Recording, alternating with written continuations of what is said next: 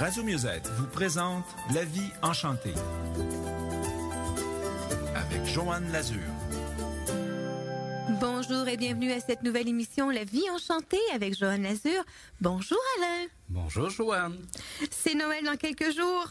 Oui. Et c'est excitant. Bon, oui.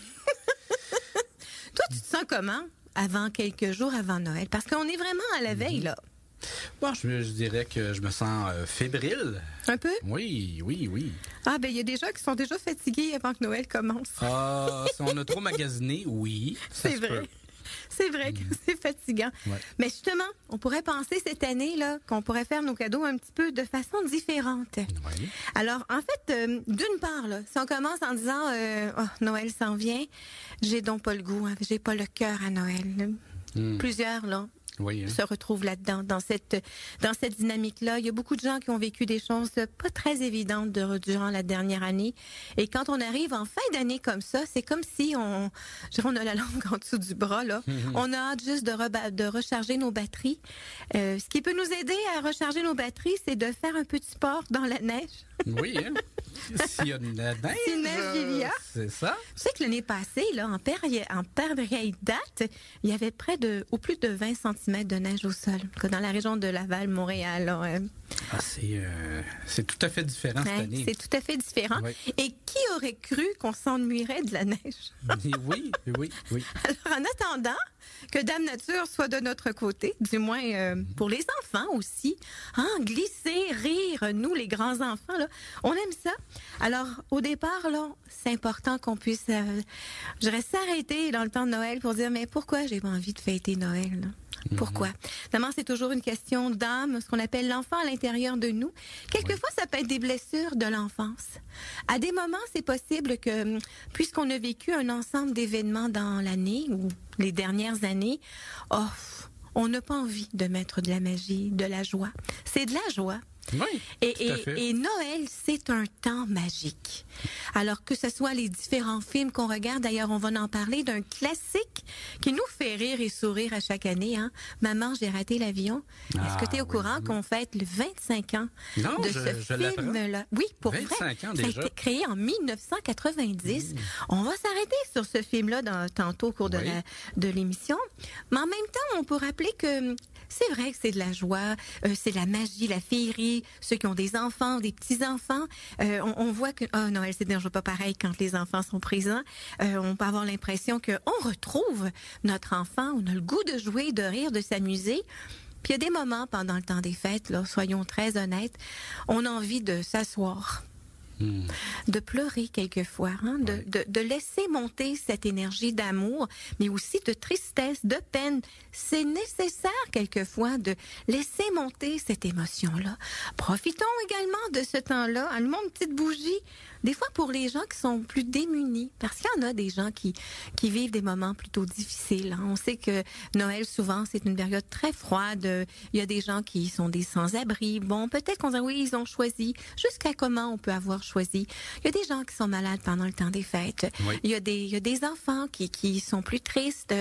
Il y a des nouveaux arrivants actuellement qui arrivent dans notre pays. Oui. En fait, l'idée, c'est que ces gens-là ont vécu des blessures aussi. Alors, on ouvre notre cœur, nos bras, on allume une petite bougie pour les plus démunis, les personnes malades, les gens les plus tristes parmi nous. Et il y a des gens qui sont souffrants. Oui. Une petite pensée, ça fait du bien. C'est une question de partage. Quand on allume notre flamme et qu'on l'allume pour l'autre, des fois, ça fait du bien. Puis on peut donner un coup de main. C'est le temps là de solidarité. Dernièrement, j'étais dans un magasin. En fait, je m'en allais à un magasin et il y a une dame qui avait laissé tomber, évidemment par accident, une grosse boîte de clémentines.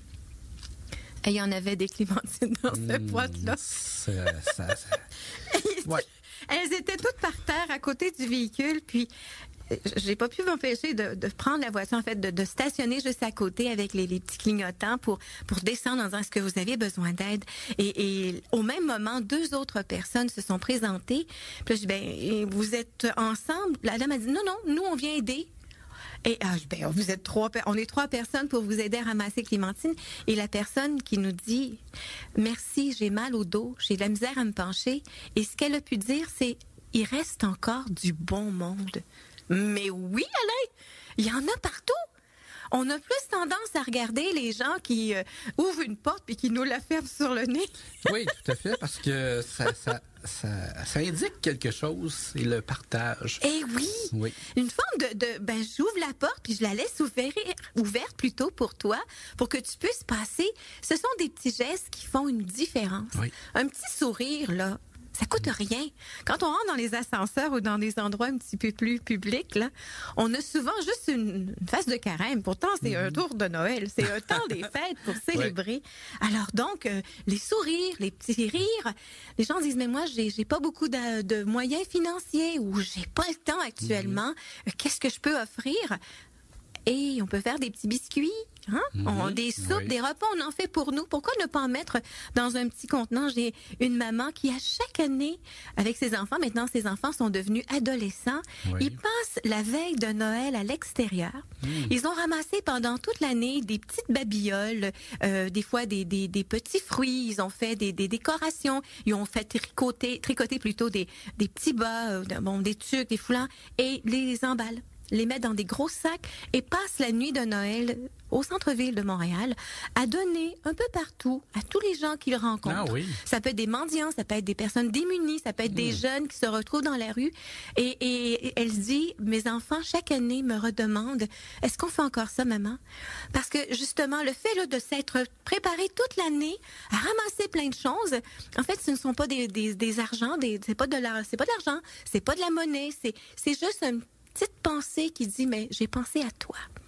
Ça fait une grosse différence, hein? Alors, oui, et ces enfants-là qui sont rendus adolescents, mais adolescents tard, là, et qui pourraient faire autre chose avec leurs amis, ça va de soi, ont le goût de partager.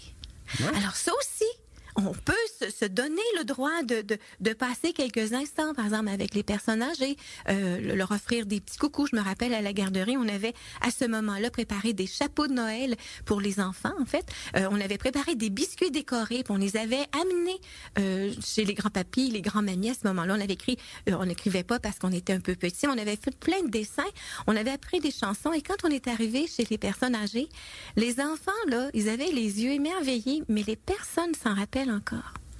Oui, c'est un temps, Noël, où on reçoit beaucoup, mais de donner et aussi de montrer aux adolescents, aux jeunes, comment donner aussi. Puis, tu vois, l'exemple que tu as donné, les jeunes avaient le goût de recommencer.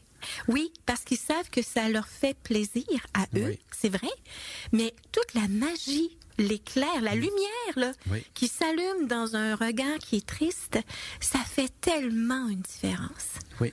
D'ailleurs, on le sait, hein, la nuit de Noël, lorsqu'il y a des combats dans certaines contrées, donc dans certains pays, la nuit de Noël, c'est une nuit de trêve.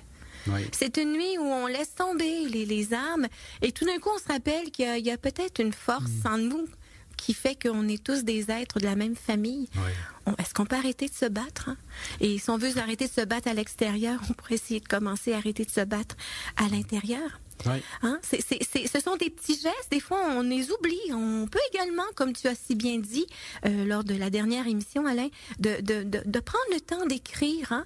Oui. Des fois, moi j'ai pas l'inspiration ou je fais beaucoup de fautes, mais inspirez-vous de cartes, des cartes divinatoires ou des cartes avec certains messages où je prends le temps d'écrire. Ça fait tellement une différence. Hein? Des petites noix, des petites choses qu'on peut faire avec amour et dans une époque où la consommation des choses se font, on le sait, ça se fait, c'est présent et c'est là, puis ça serait triste de banaliser Noël parce que c'est une fête commerciale. Mais c'est nous qui avons la responsabilité de changer les choses. On a le choix d'en faire une fête commerciale ou d'en faire une fête d'amour et de partage. Définitivement. Et de choisir aussi un peu ces moments-là. On n'est pas obligé de dire oui à toutes les invitations, d'être à l'écoute. Hein? Ça fait waouh ou ça fait wow. Puis ne prenez pas personnel quand quelqu'un me dit ben non, c'est gentil de l'invitation, mais je pourrais pas être là.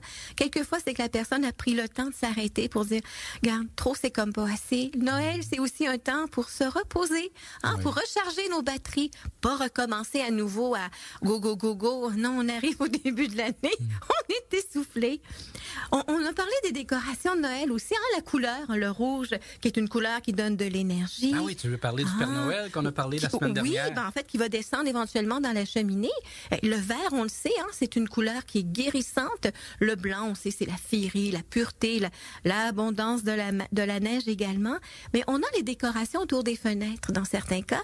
Et ça peut être la veille de Noël, principalement là, du 24 au 25 décembre. Si, par exemple, on a une personne dans notre famille, chez nos amis, qui vit un moment très difficile, problème de santé, peut-être un problème de dépression, ou quelqu'un, par exemple, qui travaille au loin, qui est peut-être dans l'armée, qui est à l'extérieur du pays, et on s'ennuie peut-être de cette personne-là, on a envie de lui offrir un petit coucou, on pourrait éventuellement placer une bougie.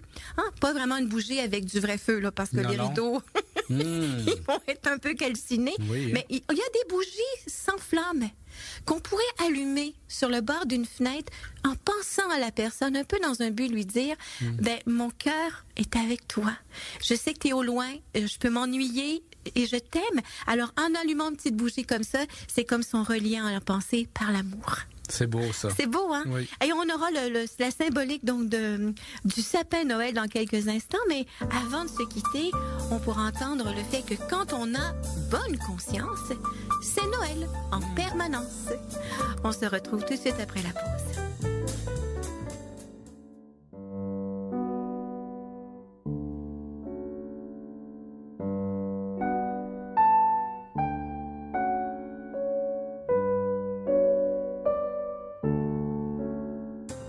De retour à la vie enchantée. Alain, ça fait du bien la musique de Noël, hein? Ah oui, c'est... Ça nous met dans l'ambiance. Oui, ça nous met dans l'ambiance, puis dans une période, je te dirais, magique. Oui. L'esprit de Noël, là, c'est important. C'est important de s'en rappeler ça. On a parlé évidemment des décorations de Noël. On a parlé il y a quelques semaines de ça, de la couronne de l'Avent. Alors, ceux qui ont allumé les bougies, là, systématiquement les dernières semaines, se rendent compte que, on arrive bientôt à la dernière bougie.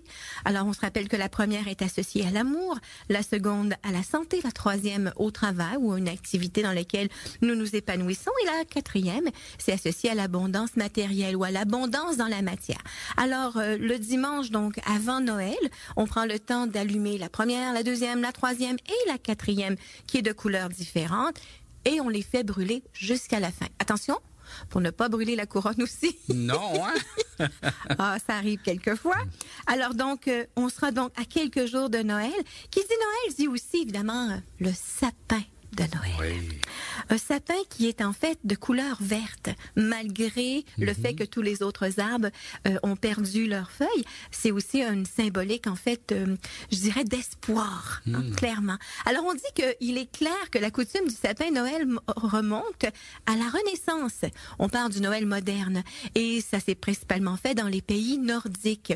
Mais on prétend officiellement que le premier arbre de Noël a été érigé et décoré à Riga, qui est en fait la capitale de la Lettonie, près de la mer Baltique en 1510.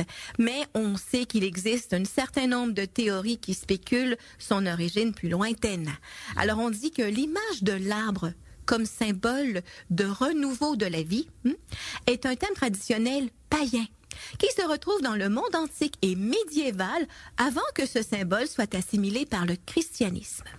Le sapin et l'épicéa, conifère à feuilles persistantes, rappellent depuis longtemps ce symbolisme de la Renaissance lors du solstice d'hiver.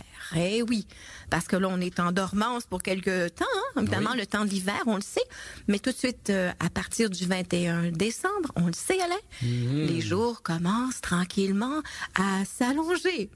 C'est comme nos batteries qui se rechargent. On se le souhaite. L'utilisation d'arbres à feuilles persistantes, de couronnes et de guirlandes pour symboliser la vie éternelle est aussi une coutume antique chez les Égyptiens, les Chinois et même les Hébreux. Donc, les traditions juives. Intéressant. Les Romains, évidemment, lors des Saturnales. Les Saturnales, en fait, c'était une fête qui durait entre le 17 et le 24 décembre. Et on dit que l'on libérait les esclaves pendant ce temps-là. Mais pas longtemps, là, mais quand même. Alors donc, les Romains décoraient leurs maisons de branches de laurier, de buis ou d'olivier et laissaient allumer des lampes pour éloigner les démons, les énergies lourdes. Là. Oui, hein? Alors, le culte des arbres est courant dans l'Europe païenne et survit à sa conversion du christianisme dans les coutumes scandinaves, où persiste la tradition lors des fêtes d'hiver de Yule. Yule. Exact, de décorer la maison et la grange avec des conifères auxquels on attache des torches, des branches de sapin dans la maison, encore pour chasser les mauvais esprits. Et les mauvais esprits, en fait, c'est les pensées qui sont lourdes, les peurs. Oui. On a envie que la lumière soit. Et on dit donc que d'autres théories nous disent qu'ils attribuent une origine chrétienne en Gaule. Qui est la France, évidemment. Alors, la coutume du sapin décoré remonterait au missionnaire Saint-Colomban, qui a fondé en 590 le monastère de Luxeuil au pied des Vosges. Alors, on dit qu'un soir de Noël, il amène avec lui quelques-uns de ses religieux jusqu'au sommet de la montagne où préside un antique sapin, objet de culte païen. Oui. Et les moines ont accroché alors à l'arbre leurs lanternes et leurs torches et dessinent une croix lumineuse au sommet, évidemment dans un but de rappeler la chrétienté et le christianisme. Mais si on regarde le sapin, Alain, techniquement, là, on regarde que la base du sapin, elle est ronde et elle est large. Oui. Un peu comme si, lorsqu'on est bien centré, on est en plein centre de notre cercle. On y reviendra tantôt. Intéressant. Et c'est intéressant de voir que l'humain, c'est un peu ça, sa quête. D'avoir une base qui est solide. Où il se tient debout. Que ses besoins de base également sont bien stables. Et si la base est solide, c'est facile de monter et de rentrer dans un espace profilé. Donc, en fait, de s'en aller vers de ne faire qu'un et arriver éventuellement au sommet, donc à la cime de l'arbre, avec un contact avec ce qu'on appelle notre esprit. Évidemment, on pourrait l'appeler la source, on peut l'appeler Dieu, on peut l'appeler, certains l'appellent l'esprit, le Père, ou l'Esprit Saint. Alors, techniquement, on dit que le sapin est rond et large à la base et de plus en plus effilé vers la cime. C'est comme l'humain, qui, finalement, avec une base solide, puis s'élever vers une dimension plus spirituelle, vers un idéal. Et pourquoi qu'on placerait l'étoile au-dessus du sapin? Bien, évidemment qu'on fait la référence à l'étoile de Bethléem au-dessus de la crèche. Si on faisait la comparaison que la crèche, c'est un peu comme notre corps. C'est notre véhicule, c'est ce qu'on habite. Et notre étoile, elle est toujours au-dessus de nous, quoi qu'il arrive. Alors, à des moments où on peut se rendre compte que la vie va bien, tout coule de source, on a l'impression qu'on est né sous une bonne étoile. Il n'y a pas de mauvaise étoile, bien entendu, mais ça se peut qu'on soit à l'extérieur de notre cercle. Alors, si on regarde l'histoire du fameux sapin, qui est profilé, évidemment, c'est une forme conique, on pourrait voir qu'au-dessus de nous, on vient d'une source, appelons ça de Dieu, de l'Esprit, du Père. Cette étoile-là pourrait, un peu comme, je dirais, une artiste sur la scène, là, quand il y a un spot au-dessus de la tête, là, ça crée un faisceau de lumière et ça crée un cercle de lumière en dessous de ses pieds.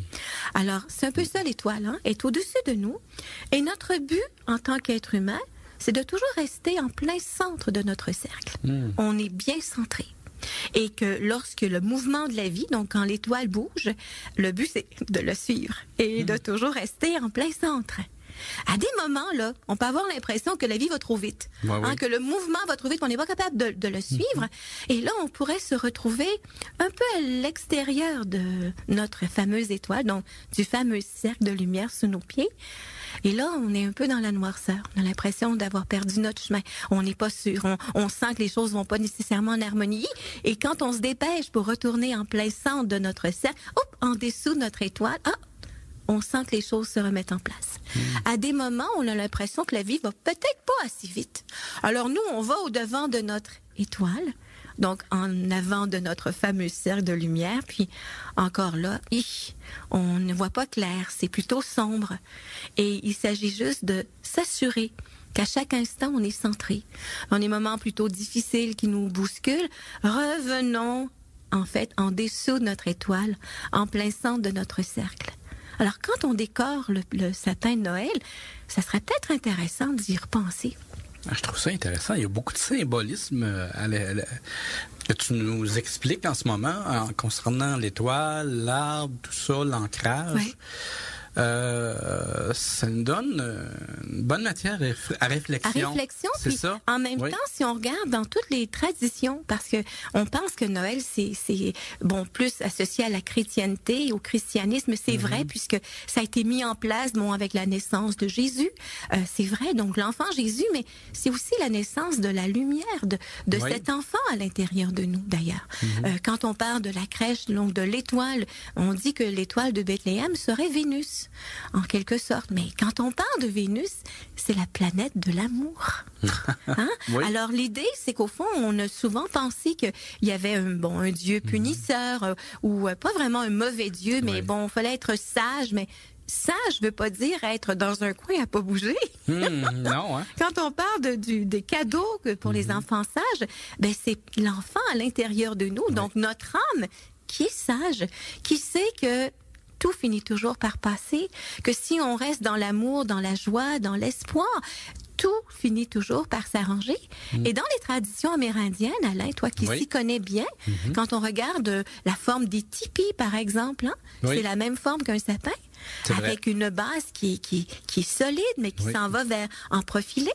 Si on parle, par exemple, des totems, qui sont, en fait, si on regarde ça, donc des bois, des arbres qui sont bien taillés, et on regardera que la forme principale en haut sera la représentation d'une force suprême, que vous pouvez appeler, en fait, on a souvent parlé du grand Manitou, mais c'est une façon de parler de son Dieu, de cette force-là vers laquelle on tend, en quelque part, au travers de différentes forces. Alors, on peut le voir de différentes façons, mais c'est important de voir que, malheureusement, on peut s'arrêter juste sur le côté commercial puis carrément banaliser Noël, quand, en fait, c'est pas ça du tout. C'est ça, on a le choix, définitivement, de rendre ça différent ou d'embarquer dans le jeu commercial. Oui, exact. Mais c'est ça, est-ce que les cadeaux, les plus gros cadeaux fait plus plaisir que quelque chose qui est plus humain? Oui, ça peut faire plaisir à l'ego de donner ou d'offrir ou de recevoir un gros cadeau. C'est déjà arrivé. Je me souviens d'un cadeau qu'on avait offert. Les enfants avaient choisi d'offrir un cadeau. Et c'était plein de petits cadeaux souvenirs que les enfants avaient fabriqués. On n'avait pas de papier de Noël pour la grosse boîte que nous avions. Alors, on avait choisi de prendre du papier journal. Et on les avait décorés avec des beaux dessins. Autant l'enfant qui a reçu le cadeau était super content, puis autant les parents qui disaient « mais ça n'a pas de bon sens d'avoir donné un cadeau comme ça ». Il a fallu qu'on se parle pour dire « mais qu'est-ce qui est important? Ce qui est important, c'est qu'on ait eu du plaisir à l'offrir. L'enfant a eu du plaisir à le déballer puis à le recevoir. Et peut-être que leur âme ou leur petit enfant, eux autres, il est un petit peu triste. » Alors nous, on va se quitter pour la pause sur une phrase qui nous dit: si vous pouvez l'imaginer, vous pouvez y arriver. Si vous pouvez y rêver, vous pouvez le devenir. Un enfant peut être heureux, le Père Noël s'en vient. On revient tout de suite après la pause.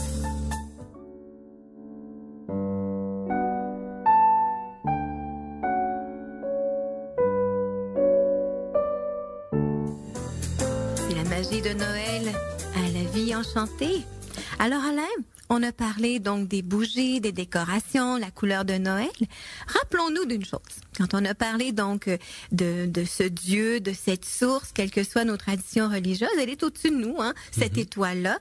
C'est souvent représenté par le Père Noël. Le Père Noël qui est en fait le Père Céleste, en quelque part. Et le Père Noël, là, c'est pas nous qui allons monter vers lui. C'est lui qui descend vers nous. Oui. D'où l'importance que quand quand on se dit spirituel, ça donne bien, c'est ce que nous sommes à la base, un être spirituel. Et que pour être dans la magie de la vie spirituelle, ça se vit au travers de nos sens. D'où l'importance, et ça c'est une chose que je rappelle continuellement, que ça soit en atelier, en conférence, l'importance d'être bien ancré, d'être bien solide, d'habiter son corps, d'habiter sa réalité, comme une plante qui, lorsque ses racines sont bien nourries, va automatiquement s'épanouir. On le sait, ça va de soi, mais c'est pas ça nécessairement qu'on met en pratique. Alors, le temps de Noël, en fait, et tout le temps de l'année, c'est aussi dans un but de se rappeler que si on veut que les choses, on dit souvent que les choses du ciel descendent, mais c'est important qu'on soit solide, qu'on habite notre réalité dans notre corps, qu'on habite nos pieds en quelque part. D'ailleurs, c'est la raison pour laquelle on sait que le Père Noël a des bottes noires. Ah, voilà. Les bottes noires représentant la densité de la terre, qui n'est pas nécessairement négative, qui est simplement dans la matière. Alors, si on regarde que le Père Noël descend, mais il descend dans quoi? Dans une cheminée. Alors, la cheminée, évidemment, doit être construite dans une maison. Alors, si on fait la transition de la maison, par exemple, si on parle de maison, la première histoire qui nous vient en tête, c'est la maison des 3 petits cochons. Ah, ben oui, avec une maison de paille qui n'est pas très solide. Non.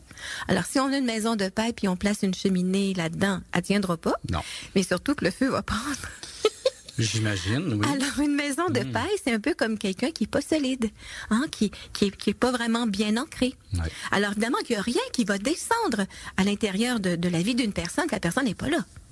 C'est ça un peu l'allégorie. La seconde maison, c'est une maison de bois. Donc, une maison qui est quand même relativement plus solide que celle de la paille, mais il reste que s'il y a beaucoup d'eau, donc il y a beaucoup d'émotions, le bois peut pourrir. Okay. Alors, d'où l'importance que, évidemment, quand les peurs représentées par le méchant loup, finalement, transposent sur la maison, évidemment que la maison, elle est démolie. Maintenant, la troisième maison, on se rappelle que c'est une maison de briques.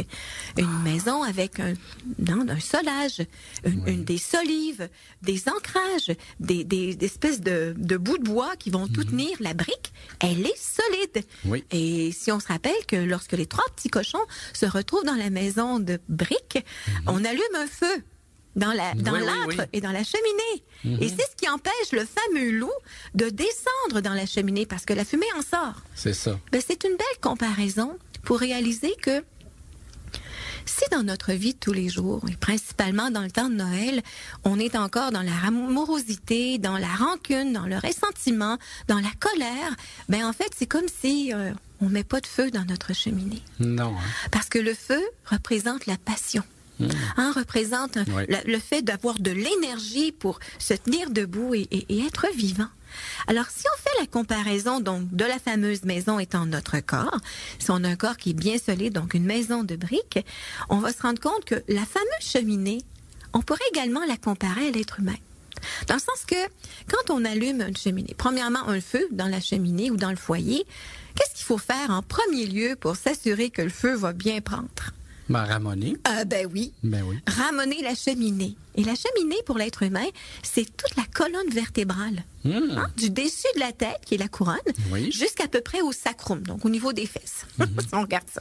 Alors, la cheminée, c'est un peu comme si nos fameux réseaux d'énergie, nos chakras, doivent simplement tourner, faire circuler l'énergie de bas vers le haut. Donc, si la cheminée n'est pas ramonée, évidemment, il n'y aura pas de feu. Non. Si notre colonne vertébrale, donc si notre ensemble d'énergie ne circule pas bien, évidemment, il n'y aura pas d'énergie non plus, il n'y aura pas de joie. Donc, faire un bon nettoyage de la cheminée. Exactement. Et comme on fait le ramonage de la cheminée, on fait ça comment? Ça pourrait être en riant. Ça pourrait être aussi, dans certains cas, de libérer, d'exprimer, de sortir ce qu'on a sur le cœur en tant que tel, évidemment, sans nécessairement tempêter sur tout le monde. Mais si on veut maintenant que la cheminée est bien ramonée, OK, maintenant on se prépare pour allumer le feu. Qu'est-ce qu'on va faire également? On va peut-être trouver du bois, du bois sec en premier lieu pour l'allumer. Donc, pas trop d'émotion, le bois sec. Mais c'est important de faire autre chose également parce que sinon, la fumée va rentrer dans la maison. Ouvrir une trappe. Ah, oui. S'assurer qu'il y aura de l'oxygène, en fait, qui pourra circuler.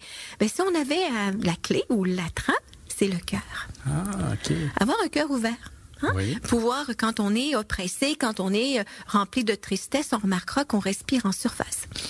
D'où l'importance de respirer en profondeur. Donc, on ouvre la trappe. Et là, on est quand même pas mal bien.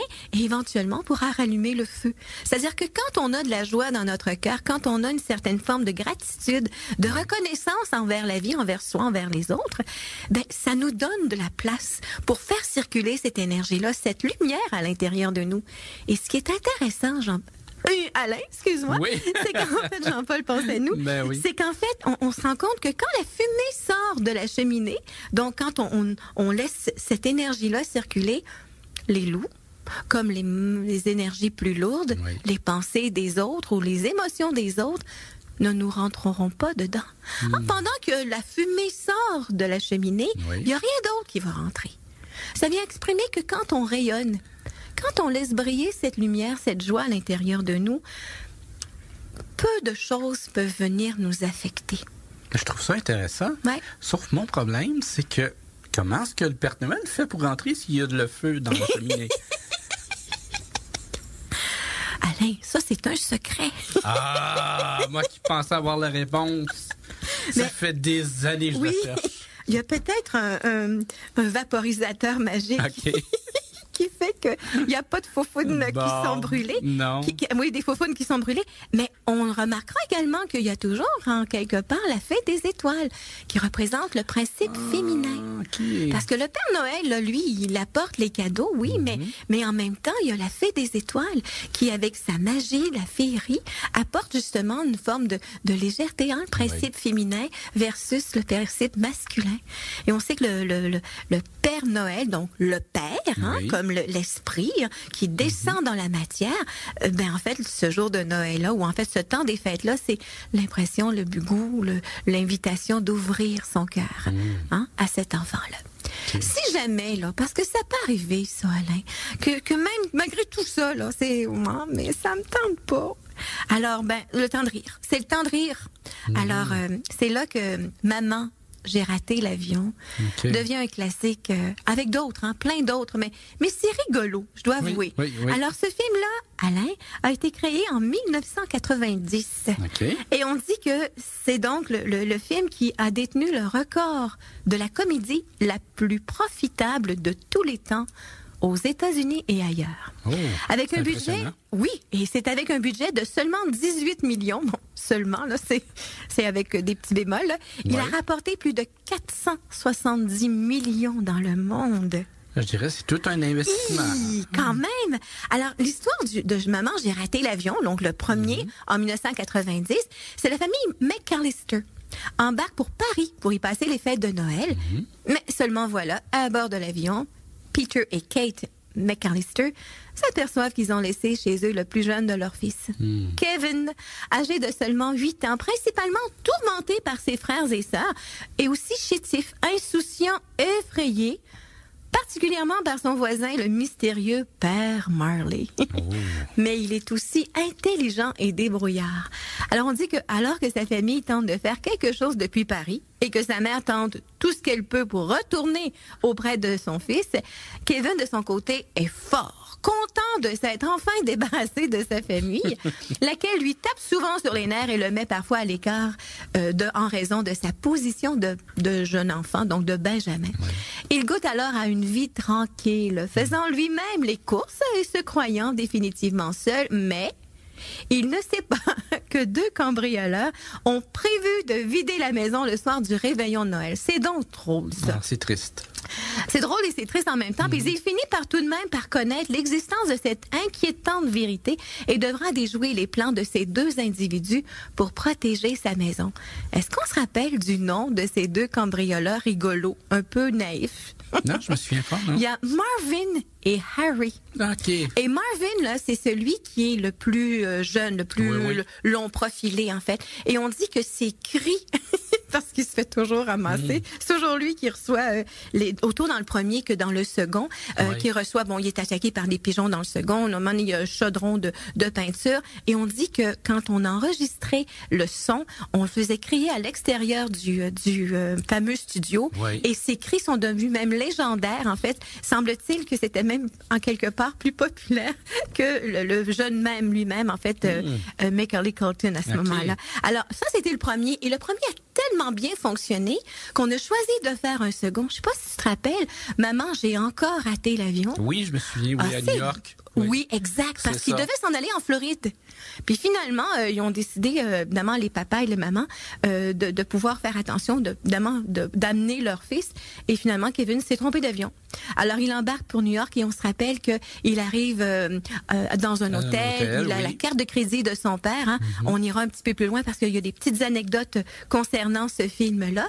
Mais avant de se quitter pour la pause, on va s'arrêter sur une phrase de Leonard Nimoy, qui est notre Dr. Spock préféré. Oui. Plus on partage et plus on possède. Voilà le miracle. Tellement beau, ça. On se retrouve après la pause.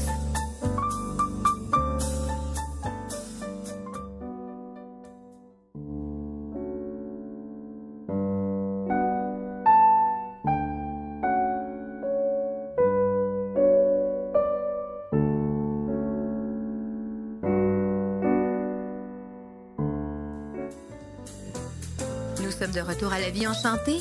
Alors évidemment, j'ai raté l'avion numéro 2. Notre ami se retrouve à New York. Hein. Oui. Moi, il y a une scène qui me fait tellement, qui me touche, puis j'imagine que les auditeurs sont touchés également quand notre jeune ami retrouve ou prend contact avec la dame, qui est la dame des pigeons en fait, qui est une mendiante, mais qui a un cœur tellement rempli d'amour, de compassion, et que ça fait du bien de voir des films comme ça. Alors au départ, donc notre ami Kevin se retrouve à l'intérieur donc de la grosse pomme de Big Apple qu'on appelle New York. Alors d'une part, il y a quelques petites anecdotes concernant ce film-là. Alors on dit que dans le premier film, on peut voir que les membres de la famille boivent régulièrement des boissons gazeuses, qui est le Pepsi. Et dans le deuxième film, on a remplacé par du Coca-Cola. Ah, hein? On a changé de commanditaire. Ben, l'équilibre. Dans le deuxième également, on dit également que notre ami Kevin donc débarque au Plaza Hotel et il demande à un monsieur où se trouve la réception, et cet homme, Alain, n'est autre que Donald Trump. Non. Oui, qui était le propriétaire de l'hôtel à cette époque. Ah, qui? Hein? Un petit coucou. Et il y a aussi le fait que dans ce film à New York, il y a la fameuse boutique qu'on appelle le coffre à jouets de Dunkin'. Mais en réalité, cette boutique-là n'existe pas à New York. Non. Et le magasin a été créé au rez-de-chaussée du Rookery Building de Chicago. Je trouve ça intéressant de voir des petites anecdotes de ça. Alors, on pourra à nouveau revoir ce fameux film qui nous fait du bien, qui nous fait rire.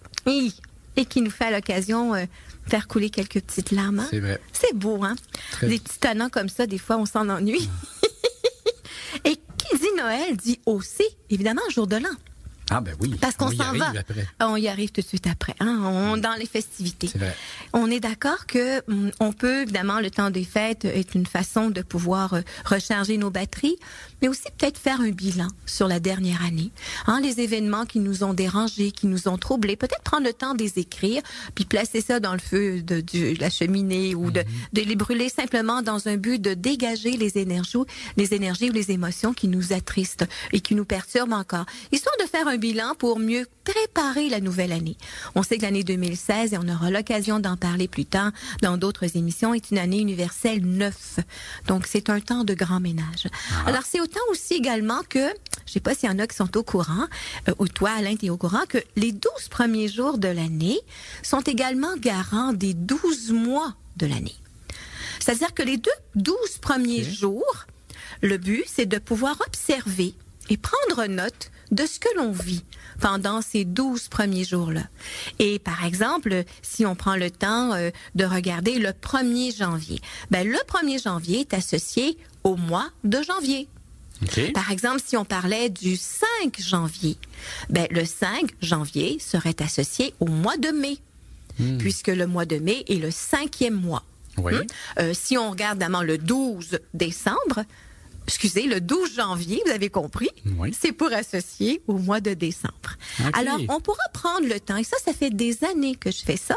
Il y a plusieurs personnes également qui ont été inspirées. On prend un cahier. Ça peut être un cahier ordinaire ou un cahier de circonstances dans lequel on mettra en place, par exemple, ça pourrait être nos rêves à réaliser ou des choses des rêves qu'on a fait ou des choses qu'on a envie de manifester pendant notre année, où on pourra donc s'arrêter et prendre systématiquement en note pendant les 12 premiers jours de l'année nos états d'âme, ou qu'est-ce qui s'est passé comme événement général et comment on a réagi. C'est surtout ça qui est important, puisque ce que l'on va vivre le 1er janvier va donner un peu le thème, ou du moins une idée de ce que l'on va vivre pendant le mois de janvier. Si on prend les notes, donc le 6 janvier, ça sera une grande idée de ce que l'on peut vivre au mois de juin de l'année. Alors, c'est intéressant de voir qu'on peut également, non seulement prendre note de la journée, mais également morceler la journée en 3 parties. Okay. Donc, l'avant-midi représente les 10 premiers jours de l'année. L'après-midi, jusqu'aux environs de 6-7 heures le soir, c'est donc dans le milieu du mois, en quelque part. Donc, milieu de la journée, milieu du mois. Et la fin de la journée représenterait en fait les 10 derniers jours du mois. Okay. Donc, on a compris que chaque jour peut être sectionné en parties et ça nous représente donc les 10 premiers jours, les 10 jours du milieu du mois et également les 10 derniers jours du mois. Quand on connaît ça, on peut préparer nos 12 journées. Définitivement. Des 12 journées de bonheur ou d'ensoleillement. Et d'équilibre. Oui. Parce qu'évidemment que ça se peut qu'il arrive des choses qui nous plaisent pas. Que si on commence une journée, je dirais, sur le mauvais pied, de mauvaise humeur ou tout croche, important tout de suite de rectifier le tir puisque le mois va être comme ça. Et c'est très précis, Alain. Ça semble être un petit peu farfelu, mais je me rappelle d'une anecdote où un ami avait eu des problèmes de santé pendant les 6 premiers jours de l'année, donc du 1er au 6 janvier. Et presque jusqu'en juin, évidemment, il y a eu des problèmes de santé importants. Donc, ça peut être nos états d'âme, ça peut être des surprises que l'on fait. Il y a certaines personnes qui vont, par exemple, systématiquement, tous les jours, par exemple, piger une carte. Ça peut être une carte de tarot, ça pourrait être une carte divinatoire, un message inspiré, qui va nous donner en quelque part une ligne de conduite, une façon de pouvoir, en quelque sorte, créer sa vie, être créateur de sa vie, d'être conscient qu'il n'y a jamais rien qui arrive pour rien, que quand les choses extérieures sont pas en harmonie, qu'on a quelque chose à aller voir à l'intérieur. Tout à fait, Donc, c'est un beau petit truc qui est intéressant, qui fait pas partie d'une philosophie bien précise, mais que l'on pourrait mettre en pratique. Et quand on commence ce petit rituel-là, on a le goût de le répéter à chaque année. Alors, si on a envie de partager cette notion-là, toutes les informations seront également sur mon site d'ici quelques jours, du moins pour le début de l'année. Alors, on pourra s'y référer si on a envie. Puis, on pourra peut-être offrir à quelqu'un pour la nouvelle année un cahier avec un crayon en disant, voici, crée peut-être ta nouvelle année pour 2016. Parlant de rituels, je connais des gens qui ont un rituel de la chandelle du jour de l'an, donc à minuit. Une chandelle en cire d'abeille qu'on allume. Oui. Et qu'on va laisser brûler jusqu'au bout, un peu dans un but de dire merci à l'ancienne année et bienvenue à la nouvelle. Moi, ce que je fais chaque année, ça, j'ai appris ça de ma famille, Alain, c'est que en fait, on ouvre toujours la porte d'en arrière. On fait sortir par un mouvement de la main, puis des fois, ça va être avec un petit coup de pied. L'énergie de l'ancienne année. On la sort par en arrière cette année-là. Et là, on court jusqu'en avant de la porte, donc en avant de la maison. Et on ouvre la porte de l'intérieur pour, avec un geste, et pas un coup de pied, la nouvelle année. En lui souhaitant bienvenue. C'est une belle petite façon de dire, l'année 2015 ou l'année en cours, elle a été peut-être pas très évidente, elle a été un petit peu difficile, mais on le sait. Il n'y a jamais rien qui arrive pour rien. Et des fois, c'est dans des moments difficiles de notre vie que l'on retrouve enfin la lumière, l'amour, l'espoir. C'est un renouvellement. Définitivement. Alors, important de dire merci à ces événements-là pour pouvoir laisser place à la nouvelle vie. Évidemment, qui dit Noël dit aussi, pour moi, dans mon cas, un conte que j'ai écrit déjà au tournant de 2003-2004. Ah oui? Un conte que j'appelle Jolia, l'enfant des étoiles. Donc, un conte inspiré. Et on aura le bonheur et l'occasion de l'entendre pendant le temps des fêtes, donc au cours de l'émission La vie enchantée. Alors, j'avais le goût de pouvoir, d'une part, présenter c'est quoi le conte. Oui. C'est un conte pour grands et petits enfants.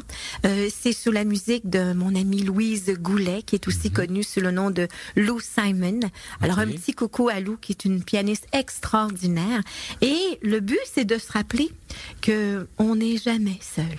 Alors, on dit que Jolia, l'enfant des étoiles, c'est un soir après s'être endormi, Jolia fait un merveilleux voyage quelque part dans les étoiles et il redécouvre ses amis de toujours qui lui rappelleront de précieux outils qu'elle détient à l'intérieur d'elle-même. Ces outils utiles pour aider les gens qu'elle aime à se souvenir qui ils sont vraiment. Très beau ça. Alors, un extrait de ce conte pour enfants nous dit « Souviens-toi, vous n'êtes jamais seul.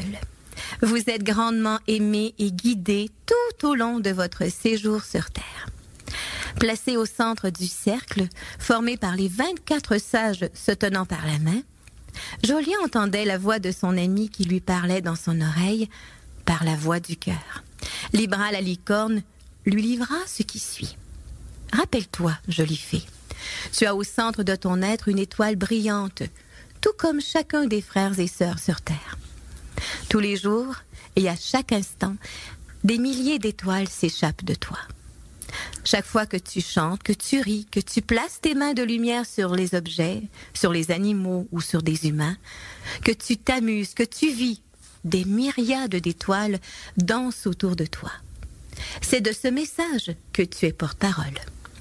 Chaque jour, ces petites étoiles en toi et autour de toi rallument la flamme endormie au creux de ceux qui sont engourdis par leur noirceur. Mais il y a un moment de l'année où la magie et la féerie sont plus présentes. Dans quelques jours, toi et les autres célébreront la fête de la lumière.